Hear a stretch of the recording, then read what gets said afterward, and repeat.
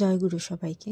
তো কিছু মাস আগে আমরা যখন দেওঘর গিয়েছিলাম, তখন পার্সোনালি আমরা স্বামী স্ত্রী বৌরানিমার সাথে দেখা করতে গেলাম।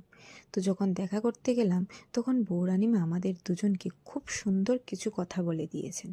তার মধ্যেই একটা কথা ভাবলাম তোমাদের সাথে শেয়ার করি। আর এই কথাটা শেয়ার করার কারণ হলো, আমার মনে হয় যে এই কথাটা প্রত্যেক স্বামী স্ত্রীর মধ্যে যদি এই কথাটা মাথায় নিয়ে চলে, তাহলে প্রত্যেক স্বামী স্ত্রীর সম্পর্কটাই খুব সুন্দর হয়ে উঠবে।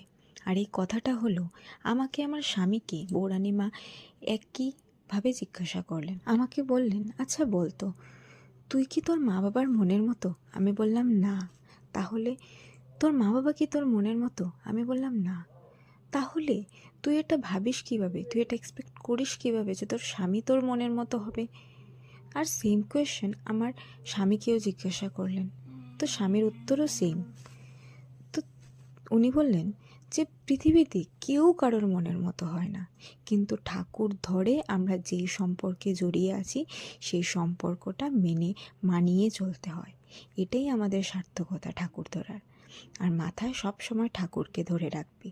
আমাদের লক্ষ্য, আমাদের উদ্দেশ্য একমাত্র ঠাকুর। তো বৌরানিমার এই কথাটা আমি যেমন আমার মনের মধ্যে গেঁথে নিয়েছি, আর তোমাদেরও এই কথাটা কেমন লেগেছে আমাকে কমেন্ট করে অবশ্যই জানাবে। তো আজকের জন্য আমার ভিডিও এতটুকুই। জয় গুরু।